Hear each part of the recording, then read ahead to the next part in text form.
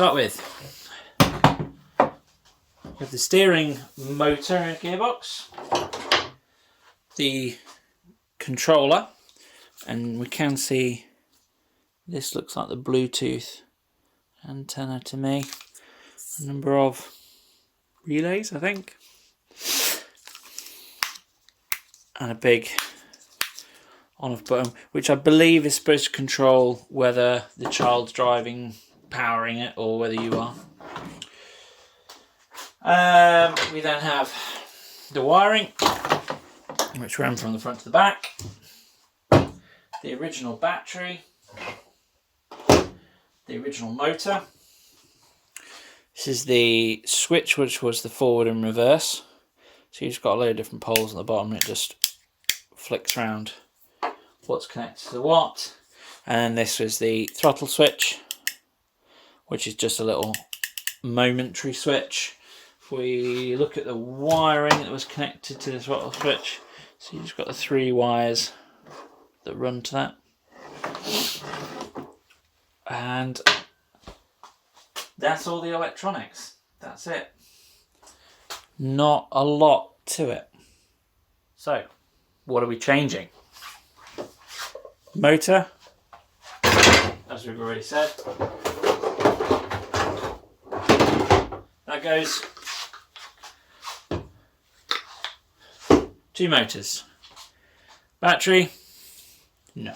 I'm going to replace those with 2 new batteries.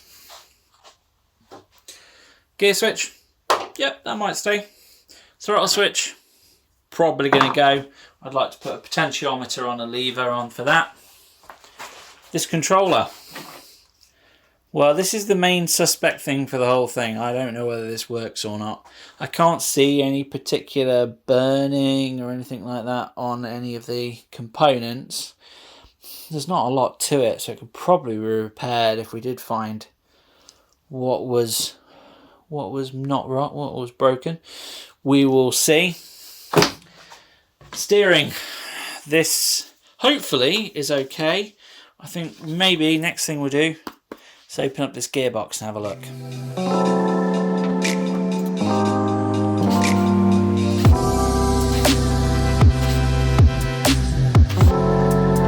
Well, nothing's fallen out yet, so that's a good sign.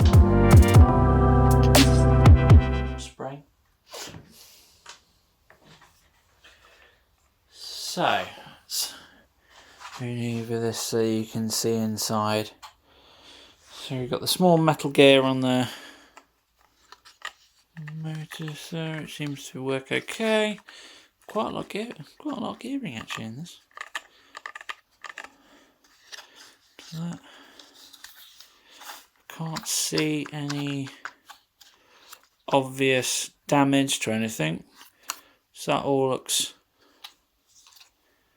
okay in there.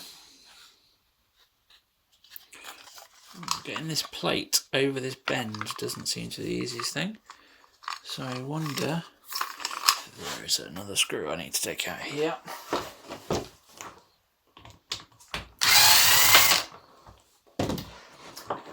Now, I don't know if the camera heard that. That was the noise of a nut dropping through one of the many holes in my workbench. You may be wondering, why is there so many holes in your workbench? It's because this is also my cutting and assembly table for all of the woodworking that I do, and these holes put metal spaces in, which are called dogs, that you can use to butt your work against. Right, so there is our main gear. That bolt then connects that to the steering shaft, which then goes down to the front wheels, and really simple go-kart sort of style steering, which is what we would have expected. All of that seemed absolutely fine. Got to remember to put that spring back on before we put this thing back together. Hashtag Super Pro. I'll just put a couple of screws in for now. So that all seems okay, assuming that the motor powers up. I'm just a bit surprised that there's no positioning like a remote control car servo or something like that that has a positioning part to it as well. I'm putting these screws in the wrong holes.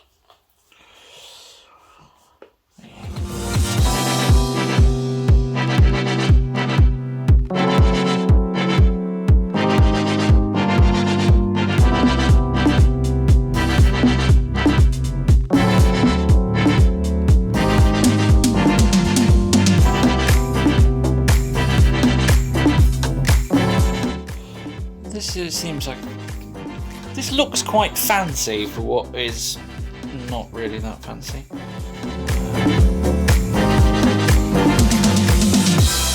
Okay. Aha. That's why it looks quite fancy. Like a quick release steering coupling. Hey, removable steering wheel. Motorsport.